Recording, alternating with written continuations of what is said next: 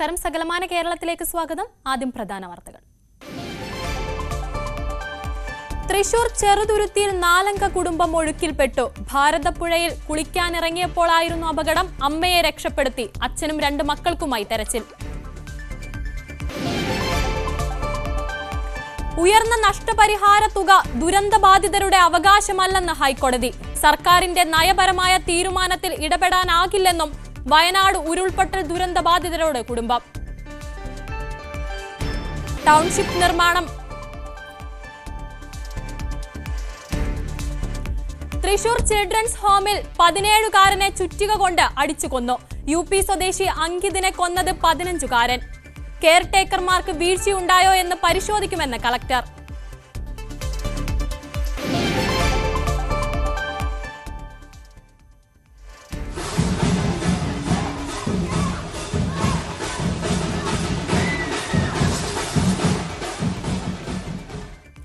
കണ്ണൂരിൽ വിവാഹാഘോഷം അതിരുവിട്ടു. പിഞ്ചുകുഞ്ഞ് ഗുരുതരാവസ്ഥയിൽ. ഉഗ്രശബ്ദത്തിൽ പടക്കം പൊട്ടിച്ചതിനെതിരെ പരാതി നൽകി കുടുംബം. കൊളവല്ലൂർ പോലീസ് അന്വേഷണം തുടങ്ങി. സർക്കാരിനെതിരെ സമരത്തിനൊരുങ്ങി തൊഴിലാളി സംഘടനകൾ. പ്രതിപക്ഷ സംഘടനകൾക്കൊപ്പം ഭരണാനുകൂല സംഘടനയും പ്രക്ഷോഭത്തിന്. പൊതുമേഖലാ സ്ഥാപനങ്ങൾ പ്രതിസന്ധിയിലെന്ന AITUC. കലാമണ്ഡലത്തിന്റെ ചരിത്രത്തിലെ ആദ്യ നൃത്താധ്യാപകനായി doctor RLV Ramakrishnan. Bharatanatyam assistant പ്രൊഫസറായി സ്ഥിര നിയമനം സൗഭാഗ്യമായി കാണുന്നുവെന്ന് RLV രാമകൃഷ്ണൻ. വാർത്തകൾ വിശദമായി. തൃശൂർ ചെറുതുരുത്തിയിൽ 4 അംഗ കുടുംബം ഒഴുക്കിൽപ്പെട്ടു. ഒരാളെ രക്ഷപ്പെടുത്തി. ഭാരതപ്പുഴയിൽ കുളിക്കാൻ ഇറങ്ങിയവരാണ് ഒഴുക്കിൽപ്പെട്ടത്. ഫയർഫോഴ്സും പോലീസും മേഖലയിൽ തിരച്ചിൽ നടത്തുന്നു. MG മിഥുനുണ്ട് വിവരങ്ങളുമായി. മിഥുൻ, ഒരേ കുടുംബത്തിലെ 4 അംഗങ്ങളാണ് ഒഴുക്കിൽപ്പെട്ടത്. ഒരാളെ രക്ഷപ്പെടുത്തിയിട്ടുണ്ട്. ബാക്കി 3 പേർക്കായുള്ള തെരച്ചിൽ പുരോഗമിക്കുകയാണ്. എന്താണ് കൂടുതൽ വിശദാംശം? ദിൽന, 5 മണിയോട് കൂടിയായിരുന്നു സംഭവം. ഒരു വീട്ടിലെ 4 പേരായിരുന്നു ഈ ഒരു ചെറുതുരുത്തി പൈങ്കുളം കടവിൽ വെച്ചായിരുന്നു ഈ ഒരു സംഭവം ഉണ്ടാകുന്നത്. അവിടെ കുളിക്കാൻ ഇറങ്ങിയതായിരുന്നു ഈ കുടുംബത്തിലെ 4 പേരും. ആ സമയത്ത് ഒഴുക്കിൽപ്പെടുകയായിരുന്നു എന്നാണ് ദൃക്സാക്ഷികൾ പറയുകയും ചെയ്യുന്നത്. അതിനുശേഷം ഉടൻ തന്നെ നാട്ടുകാരായിരുന്നു ആദ്യം രക്ഷാപ്രവർത്തനമായി ഇറങ്ങി തിരിച്ചത്. ആ സമയത്ത് അമ്മയെ രക്ഷപ്പെടുത്താനായി എന്നാണ് അറിയാൻ സാധിച്ചിരിക്കുന്നത്. അതിൽ അപകടത്തിൽപ്പെട്ട ചെറുതുരുത്തി ഓടക്കൽ വീട്ടിൽ കബീർ, മക്കളായ സറ, ഭുവാന എന്നിവർക്ക് വേണ്ടിയുള്ള തെരച്ചിൽ ഇപ്പോൾ പ്രദേശത്ത് തുടരുകയാണ്. ഫയർഫോഴ്സിന്റെയും പോലീസിന്റെയും നേതൃത്വത്തിലാണ് ഇപ്പോൾ തെരച്ചിൽ നടത്തുന്നത്. നേരത്തെ നമുക്കറിയാം ഭാരതപ്പുഴയാണ്. അവിടെ കഴിഞ്ഞ ദിവസങ്ങളിലൊക്കെ മഴയുണ്ടായിരുന്നു എന്നാണ് പ്രദേശവാസികൾ പറയുന്നത്. അതാണ് ഇത്തരത്തിലൊരു അടിയൊഴുക്ക് വലിയ ശക്തമാകാനുള്ള സാഹചര്യം ഉണ്ടായത് എന്നാണ് അറിയാൻ സാധിക്കുന്നത്. പക്ഷേ മുൻകാലങ്ങളിലും ഒക്കെ തന്നെ വരും ദിവസം കഴിഞ്ഞ കുറെ കാലങ്ങളായി ഈ മേഖലകളിൽ ആളുകൾ കുളിക്കാൻ ഇറങ്ങുന്ന മേഖലയാണ്. കൂടുതൽ വിനോദസഞ്ചാരികൾ എത്തുന്ന മേഖലയാണ്. അങ്ങനെ നിരവധി ആളുകൾ എത്തുന്ന ഒരു സ്ഥലം കൂടി ആയതുകൊണ്ട് തന്നെയാണ് ഇവർ ഇവിടെ എത്തുകയും ഒപ്പം തന്നെ കുളിക്കാൻ ഇറങ്ങുകയും ചെയ്തത്. ഈ സമയത്താണ് അടിയൊഴുക്കിൽപ്പെട്ട 4 പേരും ഈ ആഴങ്ങളിലേക്ക് ഒഴുകിപ്പോയത് എന്നാണ് ദൃക്സാക്ഷികൾ പറയുന്നത്. തുടർന്ന് നാട്ടുകാർ ആദ്യം നടത്തിയ രക്ഷാപ്രവർത്തനത്തിലാണ് ഇപ്പോൾ അമ്മ റെഹാനയെ രക്ഷപ്പെടുത്താൻ സാധിച്ചിട്ടുള്ളത്. മറ്റു 3 പേർക്കായിട്ടുള്ള തെരച്ചിൽ പുരോഗമിക്കുകയാണ്. ഒരുപക്ഷെ കുറച്ചുകൂടി ദൂരത്തേക്ക് മാറി പരിശോധന നടത്തിയാൽ മാത്രമേ ഇവരെ കണ്ടെത്താനാകൂ എന്നാണ് നമുക്ക് മനസ്സിലാക്കാൻ സാധിക്കുന്നത്. എന്തായാലും സന്ധ്യ അടുത്തിരിക്കുന്നു. 6:30 മണി കഴിഞ്ഞിരിക്കുന്നു.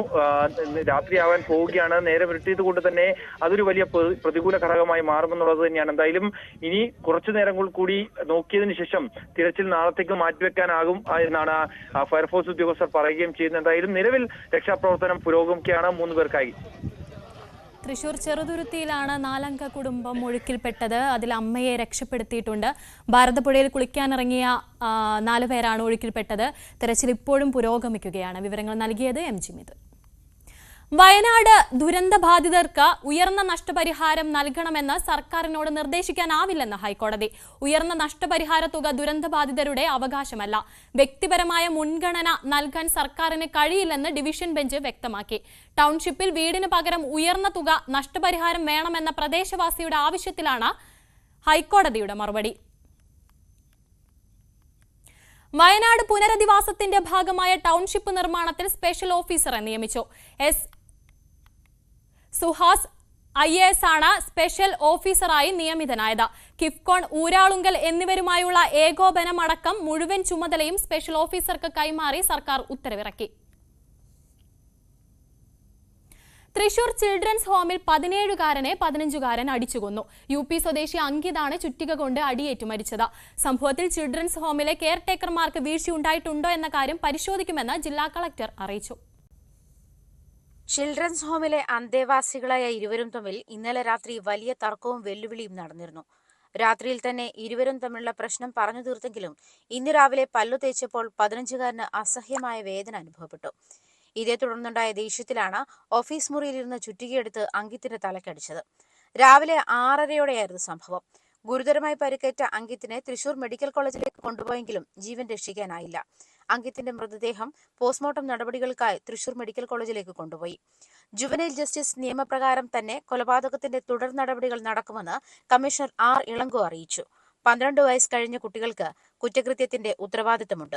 അതേസമയം നിയമപരമായി കെയർടേക്കർമാർക്ക് ഉത്തരവാദിത്തമില്ലെങ്കിലും അവരെയും ചോദ്യം ചെയ്യുമെന്നും കമ്മീഷണർ അറിയിച്ചു. ഇതിലിപ്പം പ്രതിയായിട്ടുള്ള കുട്ടിയും പ്രായപൂർത്തിയാകാതെ കുട്ടിയായതുകൊണ്ട് ജുവനൈൽ ജസ്റ്റിസ് നിയമപ്രകാരം നടപടികളെല്ലാം ചെയ്തു വരുന്നുണ്ട്. എന്നാലും ഒരു കൊലപാതക കേസിൽ ഉണ്ടാകുന്ന കാര്യങ്ങൾ തന്നെ അതിൻ്റെ തെളിവെടുപ്പും കാര്യങ്ങളും അതിനുവേണ്ടിയുള്ള സീൻ ഗാർഡ് ചെയ്തിട്ടുണ്ട്. ഇനി സയന്റിഫിക് ആയിട്ടുള്ള പരിശോധനകളും ബാക്കിയുള്ള കാര്യങ്ങൾ നമുക്ക് മുന്നോട്ട് പോകും. അതേസമയം സംഭവത്തിൽ ചിൽഡ്രൻസ് ഹോമിലെ കെയർടേക്കർമാർക്ക് വീഴ്ചയുണ്ടായിട്ടുണ്ടോ എന്ന് പരിശോധിക്കുമെന്ന് ജില്ലാ കളക്ടർ അർജുൻ പാണ്ഡ്യൻ അറിയിച്ചു. കൃത്യം നടക്കുന്ന സമയത്ത് 2 കെയർടേക്കർമാർ ജോലിയിലുണ്ടായിരുന്നു. കെയർടേക്കർമാർ 2 പേര് ഈ സമയത്ത് ഉണ്ടായിരുന്നു. പക്ഷെ അതുമായിട്ട് ബന്ധപ്പെട്ട് ഞാൻ അന്വേഷണത്തിന് നിർദ്ദേശം കൊടുത്തിട്ടുണ്ട്. അതുമായിട്ട് ബന്ധപ്പെട്ട് അന്വേഷണം വന്നതിന് ശേഷം അവർക്കെതിരെ നടപടി വേണമെന്നുള്ളത് അതിൽ തീരുമാനിക്കും. UPയിൽ നിന്നും കേരളത്തിലെത്തി താമസമാക്കിയ കുട്ടിയാണ് മരിച്ചത്. 2023 മുതൽ തൃശൂർ ചിൽഡ്രൻസ് ഹോമിലെ അന്തേവാസിയാണ് അങ്കിത്. 1 മാസം മുൻപാണ് കൊല നടത്തിയ 15-കാരൻ ചിൽഡ്രൻസ് ഹോമിലെത്തിയത്. ന്യൂസ് 18 തൃശൂർ. കണ്ണൂരിൽ വിവാഹാഘോഷം അതിരുവിട്ടതിനെ തുടർന്ന് പിഞ്ചുകുഞ്ഞ് ഗുരുതരാവസ്ഥയിലായി. പടക്കം പൊട്ടിച്ചതിന്റെ ഉഗ്രശബ്ദത്തെ തുടർന്ന് അപസ്മാരം ഉൾപ്പെടെയുള്ള ഉണ്ടായതിനെ തുടർന്ന് തീവ്ര പരിചരണ വിഭാഗത്തിൽ പ്രവേശിപ്പിക്കേണ്ടതായി വന്നു. തൃപ്പങ്ങോട്ടൂർ സ്വദേശികളായ അഷ്റഫ് റഫാന ദമ്പതികളുടേതാണ് 22 ദിവസം പ്രായമായ കുട്ടി. കുടുംബം കൊളവല്ലൂർ പോലീസിൽ പരാതി നൽകിയതിന് പിന്നാലെ അന്വേഷണം ആരംഭിച്ചു.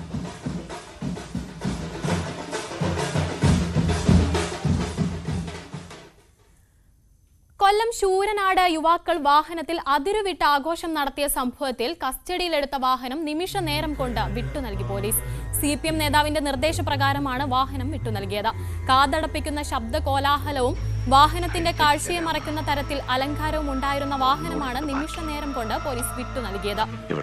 വാഹനത്തിൽ അഭ്യാസ പ്രകടനം നടത്തിയതിൽ നിരവധി കേസുകളിൽ പ്രതിയാക്കപ്പെട്ടവരും ഉൾപ്പെട്ടിരുന്നു.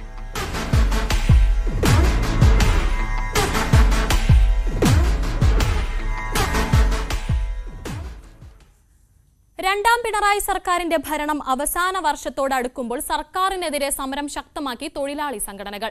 പ്രതിപക്ഷ സംഘടനകൾക്കൊപ്പം ഭരണാനുകൂല സംഘടനയായ AITCUവും പ്രക്ഷോഭത്തിന് ഒരുങ്ങുകയാണ്. തൊഴിലാളി വിരുദ്ധ നയങ്ങൾ തിരുത്തണമെന്നും വാഗ്ദാനങ്ങൾ പാലിക്കണമെന്നും ആവശ്യപ്പെട്ടാണ് AITUCയുടെ സെക്രട്ടേറിയറ്റ് മാർച്ച്. 1 ലക്ഷം പേർ പങ്കെടുക്കുമെന്ന് AITUC അവകാശപ്പെടുന്ന സമരത്തിൽ കേന്ദ്ര സർക്കാരിനെതിരെയും മുദ്രാവാക്യങ്ങളുണ്ട്. തൊഴിലാളി മേഖലയിലടക്കം സർക്കാർ നൽകിയ വാഗ്ദാനങ്ങളിൽ പലതും പാലിക്കപ്പെട്ടില്ലെന്ന വിമർശനം ഭരണപക്ഷത്തുമുണ്ട്. ഇടതു സർക്കാരിന്റെ കാലത്ത് സംസ്ഥാനത്തെ പൊതുമേഖലാ സ്ഥാപനങ്ങൾ മെച്ചപ്പെട്ട പ്രവർത്തനം കാഴ്ചവെക്കാറാണ് പതിവ്.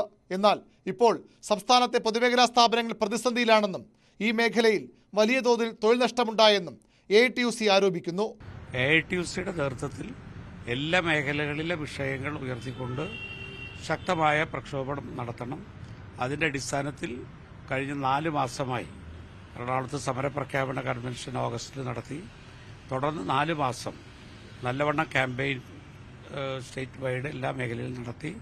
2 ജാഥകൾ വളരെ വിജയകരമായി നടത്തിയതിന് ശേഷമാണ് 17-ാം തീയതി വളരെ വിപുലമായി പ്ലാൻ ചെയ്തിട്ടുണ്ട്.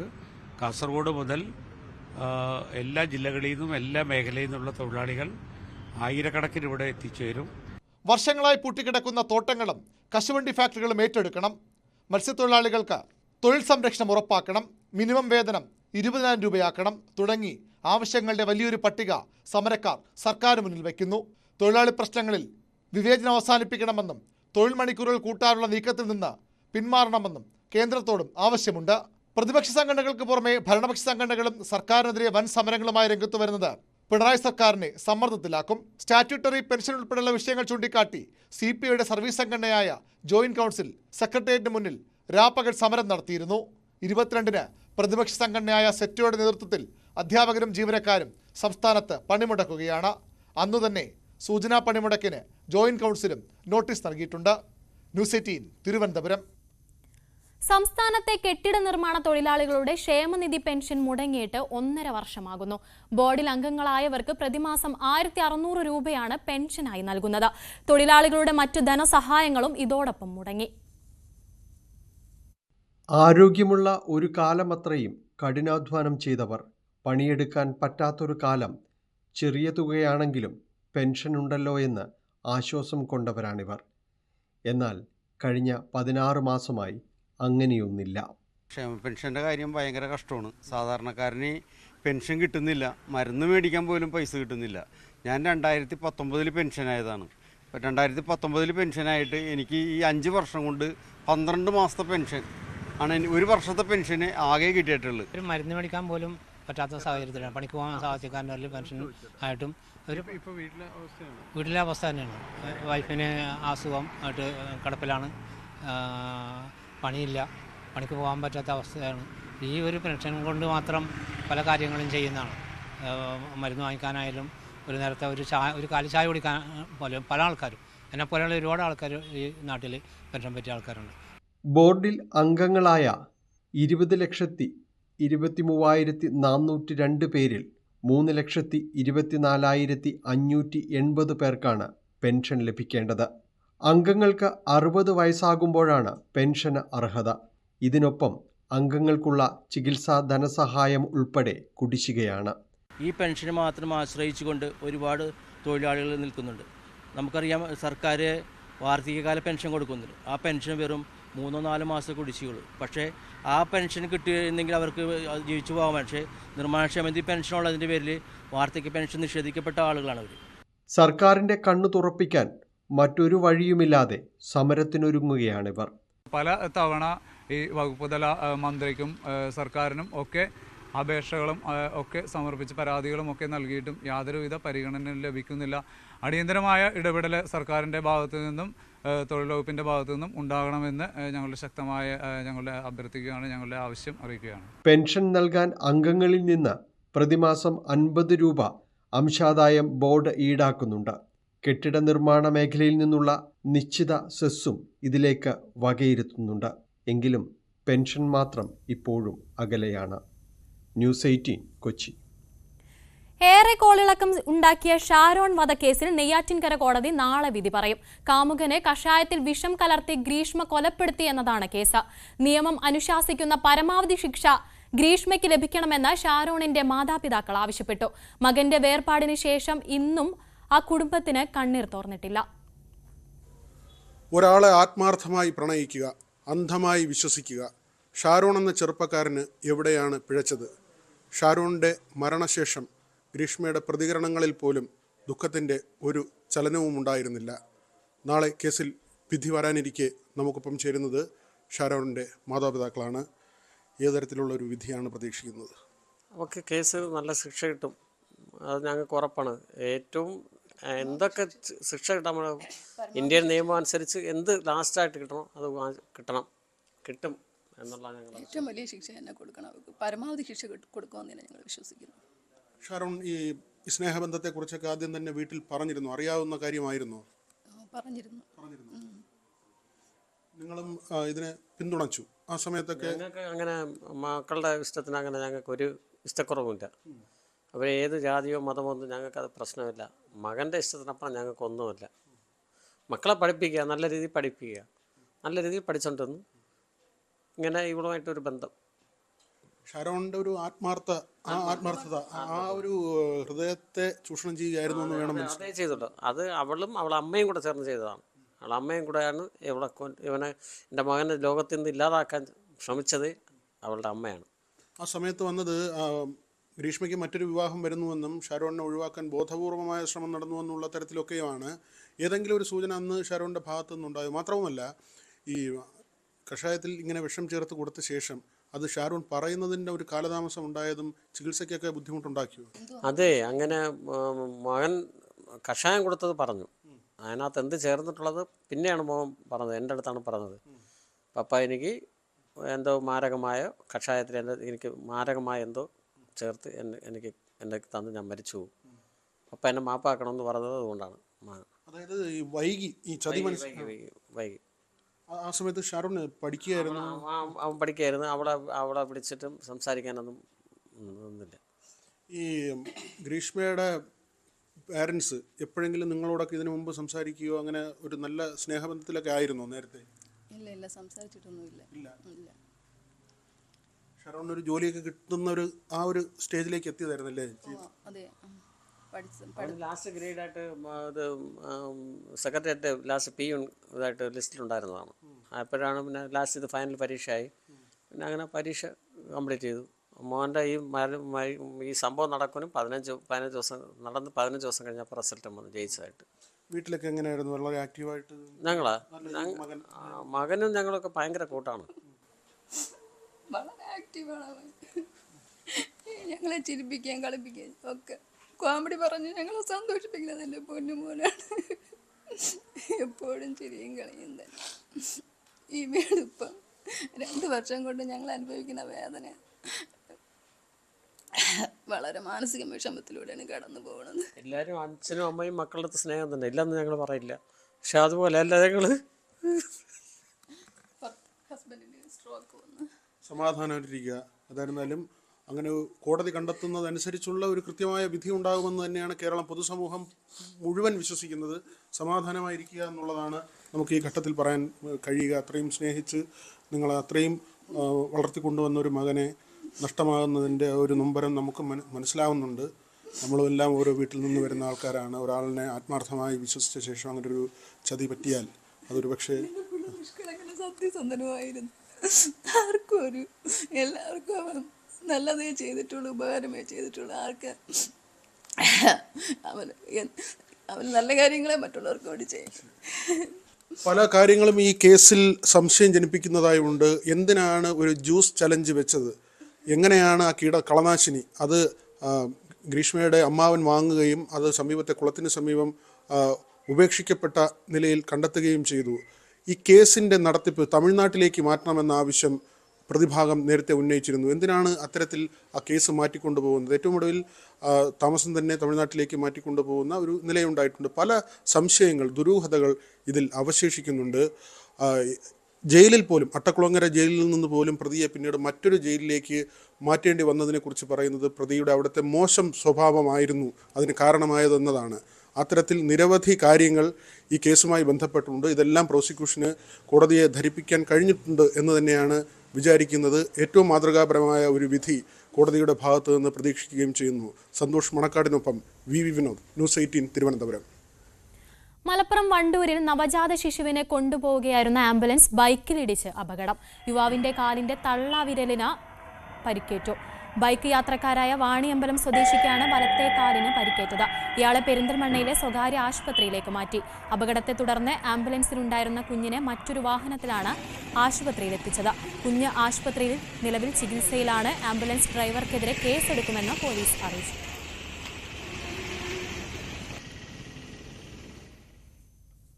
ഡോക്ടർ RLV രാമകൃഷ്ണന് കലാമണ്ഡലത്തിൽ സ്ഥിര നിയമനം. ഭരതനാട്യം അസിസ്റ്റന്റ് പ്രൊഫസറായാണ് നിയമനം. കലാമണ്ഡലത്തിന്റെ ചരിത്രത്തിൽ ആദ്യമായാണ് പുരുഷനെ നൃത്യ അധ്യാപകനായി നിയമിക്കുന്നത്. UGC മാർക്ക് നിർദ്ദേശപ്രകാരം 2 മാസം മുൻപാണ് തസ്തികയിലേക്ക് അപേക്ഷ ക്ഷണിച്ചത്. യോഗ്യതാ പരീക്ഷയും അഭിമുഖ പരീക്ഷയും നടത്തി തെരഞ്ഞെടുക്കപ്പെട്ടവരിൽ ഒന്നാമനായാണ് രാമകൃഷ്ണന്റെ നിയമനം. രാമകൃഷ്ണനൊപ്പം മറ്റു 9 പേരും ഇന്ന് അസിസ്റ്റന്റ് പ്രൊഫസർമാരായി ജോലിയിൽ പ്രവേശിച്ചിട്ടുണ്ട്. നിയമനം സൗഭാഗ്യമായി കണക്കാക്കുന്നുവെന്ന് RLV രാമകൃഷ്ണൻ പ്രതികരിച്ചു. എല്ലാവർക്കും അറിയാം, മോഹിനിയാട്ടത്തിലൂടെയാണ് എല്ലാവർക്കും പേരെടുത്തത്. പക്ഷേ ഈ അവസാന നിമിഷങ്ങളിലാണ് ഞാൻ ഗസ്റ്റ് ഫാക്കൽറ്റി. കാഞ്ഞങ്ങാട് നിത്യാനന്ദ പോളിടെക്നിക്കിലെ നവീകരിച്ച കെട്ടിടത്തിന്റെ ഉദ്ഘാടനം നടന്നു. അത്യാധുനിക സൗകര്യങ്ങളോടുകൂടിയുള്ള സ്മാർട്ട് ക്ലാസ് മുറികളാണ് ഒരുക്കിയിട്ടുള്ളത്. പരിപാടിയോടനുബന്ധിച്ച് സംഘടിപ്പിച്ച നവോത്ഥാൻ 2025 പ്രമുഖ വ്യവസായികൾ ഉൾപ്പെടെ നിരവധി പേരാണ് പങ്കെടുത്തത്. വിദ്യാഭ്യാസ രംഗത്ത് മുന്നേറ്റം നടത്തുന്ന കാഞ്ഞങ്ങാട് നിത്യാനന്ദ പോളിടെക്നിക് വികസനത്തിന്റെ പാതയിലാണ്. നവീകരിച്ച കെട്ടിടത്തിന്റെ സമർപ്പണ ചടങ്ങ് വിശേഷാൽ പൂജകളോടുകൂടി നടന്നു.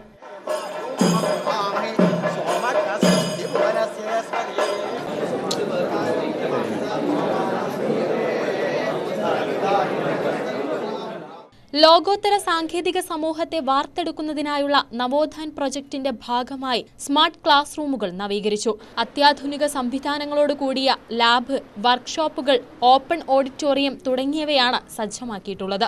മുംബൈയിൽ നിന്നും UAE-യിൽ നിന്നുമുള്ള വ്യവസായ പ്രമുഖരും ടെക്നിക്കൽ ഡയറക്ടറേറ്റ് ഉദ്യോഗസ്ഥരും ചടങ്ങിൽ പങ്കെടുത്തു. വിദ്യാർത്ഥികളുടെയും അധ്യാപകരുടെയും പൂർവ്വ വിദ്യാർത്ഥികളുടെയും നേതൃത്വത്തിൽ കലാപരിപാടികളും അരങ്ങേറി. ന്യൂസ് 18 കാസർഗോഡ്. കൊച്ചി മെട്രോയുടെ മെട്രോ കണക്ട് ബസ് സർവീസിന് തുടക്കമായി. കൊച്ചി മെട്രോയെ നഗരത്തിന്റെ വിവിധ ഭാഗങ്ങളുമായി ബന്ധിപ്പിക്കുകയാണ് പദ്ധതിയുടെ ലക്ഷ്യം. മന്ത്രി P. Rajeev service flag off ചെയ്തു. മെട്രോ, വാട്ടർ മെട്രോ സർവീസുകളിലേക്ക് യാത്രക്കാർക്ക് എളുപ്പത്തിൽ എത്തിച്ചേരുക എന്ന ലക്ഷ്യത്തോടെയാണ് പദ്ധതി. നഗരത്തിന്റെ വിവിധ ഭാഗങ്ങളുമായി ബന്ധിപ്പിക്കുന്ന പദ്ധതി ആദ്യഘട്ടത്തിൽ 5 റൂട്ടുകളിലായിരിക്കും ലഭ്യമാവുക. ആലുവ എയർപോർട്ട് റൂട്ടിലും കളമശ്ശേരി റൂട്ടിലും ഇന്നു മുതൽ സർവീസ് ലഭ്യമാകും. തുടർന്ന് ഘട്ടം ഘട്ടമായി മറ്റു റൂട്ടുകളിലും സർവീസ് ആരംഭിക്കും. Airport, info park, collectorate, high court, Kadavanthra തുടങ്ങിയ റൂട്ടുകളിലൂടെയാണ് ആദ്യഘട്ട സർവീസ്. കാലങ്ങളായി തന്നെ ഈ മെട്രോന്റെ ഡിസൈനിൽ ശരിക്കും ഉള്ളതാണ് ഫീഡർ സർവീസസ്. മൊഹുവയുടെ ഗൈഡ് ലൈൻസിൽ, ഒരു മെട്രോ വരുമ്പോൾ ഗൈഡ് ലൈൻസിൽ പോലും ഇത്തരം സർവീസുകൾ വേണമെന്ന് നിഷ്കർഷിക്കുന്നുണ്ട്. അപ്പോൾ നമ്മൾ ഒരു സമയം എത്തിയപ്പോൾ കൊച്ചി മെട്രോ അത് ചെയ്യണം എന്നുള്ള ഒരു ഇതിൻ്റെ മുകളിലാണ് നമ്മൾ ഈ ഫീഡർ കണക്ടിവിറ്റി ഉണ്ടാക്കാൻ നോക്കിയത്. ബസ്സാണ് തീർച്ചയായിട്ടും പൊതുഗതാഗത സംവിധാനത്തിൽ ഏറ്റവും ക്രൂഷ്യലായിട്ടുള്ള കണ്ണി. കൂടുതൽ ആളുകളെ നമുക്കൊരു ഏരിയയിൽ കൊണ്ടുപോകാൻ കഴിയുന്ന ബസ്സിനാണ്. ഇപ്പോൾ ഒരു കാറ് എന്ന് പറയുന്നത് 4 കാറോളം പോകുമ്പോഴാണ് ഒരു ബസ്സിന്റെ സ്ഥലമെടുക്കുന്നത്. പക്ഷെ ആ 4 കാറിൽ മിക്കപ്പോഴും 2 പേര് വെച്ച് കഴിഞ്ഞാൽ 8 പേര് യാത്രയുള്ളൂ. പക്ഷെ ഒരു ബസ്സിൽ 33, 40 പേര്, 50 പേര് യാത്ര ചെയ്യും. അപ്പോൾ കൂടുതൽ ആളുകളെ മൂവ് ചെയ്യുക എന്നുള്ളതാണ് നമ്മുടെ ഉദ്ദേശം, അല്ലാതെ വാഹനങ്ങൾ കൂട്ടുക എന്നുള്ളതല്ല. 33 സീറ്റുകളും മൊബൈൽ ചാർജിങ്ങിന് USB പോർട്ടുകളുമുള്ള AC ബസ്സുകളാണിവ. 20 രൂപയാണ് മിനിമം നിരക്ക്. നിലവിൽ 15 ബസ്സുകളാണുള്ളത്. മെട്രോയുടെ തുടക്കത്തിൽ പാർക്കിങ്ങിനുള്ള സ്ഥലം വേണ്ടത്ര ഏറ്റെടുക്കാൻ കഴിഞ്ഞിരുന്നില്ല. ആ പോരായ്മ പരിഹരിക്കാനാണ് ഇപ്പോൾ കണക്ടിവിറ്റി സംവിധാനത്തിന് കൊച്ചി മെട്രോ നേതൃത്വം നൽകുന്നത്. കൊച്ചി മെട്രോയിലേതിന് സമാനമായ യാത്രാ സൗകര്യങ്ങളോടെയാണ് ഈ ബസ്സുകളും സജ്ജമാക്കിയിരിക്കുന്നത്. 20 മുതൽ 30 മിനിറ്റ് ഇടവേളകളിലായിരിക്കും സർവീസ്. രാവിലെ 6:45 മുതൽ ആരംഭിക്കുന്ന സർവീസ് രാത്രി 11-ന് അവസാനിക്കും. പണമടച്ചും ഡിജിറ്റൽ പേയ്മെന്റ് വഴിയും ടിക്കറ്റ് എടുക്കാം. ന്യൂസ് 18 കൊച്ചി. മലപ്പുറം വളാഞ്ചേരിയിൽ പുതിയ ബസ് സ്റ്റാൻഡ് ഒരുങ്ങുന്നു. ഇതോടനുബന്ധിച്ചുള്ള ബസ് ടെർമിനൽ കോംപ്ലക്സിന്റെ പ്രവൃത്തി ഉദ്ഘാടനവും നടന്നു. കോഴിക്കോട് റോഡിൽ ദേശീയപാതയോരത്ത് നഗരസഭാ ഓഫീസിന് സമീപമാണ് പുതിയ ടെർമിനൽ. നിലവിലെ ബസ് സ്റ്റാൻഡിന് പുറമെയാണ് പുതിയ സ്റ്റാൻഡ് നിർമ്മിക്കുന്നത്. യാത്രക്കാർക്ക് എളുപ്പത്തിൽ എത്തിച്ചേരാൻ സാധിക്കുന്ന ഇടം കൂടിയാണ് ഇത്. നിർമ്മാണോദ്ഘാടനം KK ആബിദ് ഹുസൈൻ തങ്ങൾ നിർവഹിച്ചു. ഏത് പ്രദേശങ്ങളിലും വികസനങ്ങൾ ഉണ്ടാക്കുക എന്നത് അവിടെ തെരഞ്ഞെടുക്കപ്പെട്ട ഭരണസമിതിയുടെ ഉത്തരവാദിത്തമാണ്. കഴിഞ്ഞ 4 വർഷക്കാലമായി തെരഞ്ഞെടുത്ത അധികാരത്തിലിരിക്കുന്ന വളാഞ്ചേരി നഗരസഭയുടെ ഭരണകർത്താക്കൾ ഈ നഗരസഭയിൽ എല്ലാ മേഖലകളിലും വിദ്യാഭ്യാസ, ആരോഗ്യ, സാമൂഹിക, രാഷ്ട്രീയ, വികസന മേഖലകളിൽ ഒട്ടേറെ പ്രവർത്തനങ്ങൾ നടത്തപ്പെട്ടിട്ടുണ്ട്. 2 ഏക്കർ സ്ഥലത്താണ് സ്റ്റാൻഡ് നിർമ്മിക്കുന്നത്. 2 വർഷത്തിനുള്ളിൽ നിർമ്മാണം പൂർത്തിയാക്കുകയാണ് ലക്ഷ്യം. 6 കോടി രൂപ ചെലവിട്ടാണ് നിർമ്മാണം. അത്യാധുനിക സൗകര്യങ്ങളുണ്ടാകും. യാത്രക്കാർക്ക് വിശ്രമ കേന്ദ്രമടക്കം സജ്ജമാക്കും. വളാഞ്ചേരിയിൽ പുതിയ സ്റ്റാൻഡ് വരുന്നതോടെ നിലവിലെ ഗതാഗത കുരുക്കിന് പരിഹാരമാകുമെന്നാണ് പ്രതീക്ഷ. ന്യൂസ് 18 വളാഞ്ചേരി. ഇനി സ്വർണം വെള്ളി നിരക്കുകൾ. കവിത ഗോൾഡ് ആൻഡ് ഡയമണ്ട്സ് ഇന്നത്തെ സ്വർണം വെള്ളി നിരക്കുകൾ നിങ്ങൾക്കായി സമർപ്പിക്കുന്നത് Kavitha gold and diamonds. Choose your special. സ്വർണം 22 കാരറ്റ് ഗ്രാമിന് 7340 രൂപ, പവന് 58,720 രൂപ. സ്വർണം 18 കാരറ്റ് ഗ്രാമിന് 6090 രൂപ, പവന് 48,720 രൂപ. വെള്ളി ഗ്രാമിന് 99 രൂപ, കിലോയ്ക്ക് 99,000 രൂപ.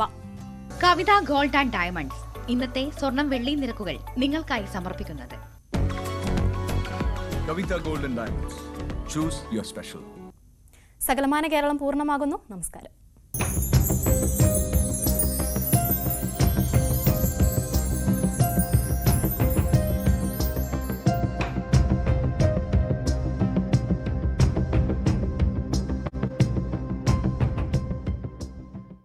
ആറാലും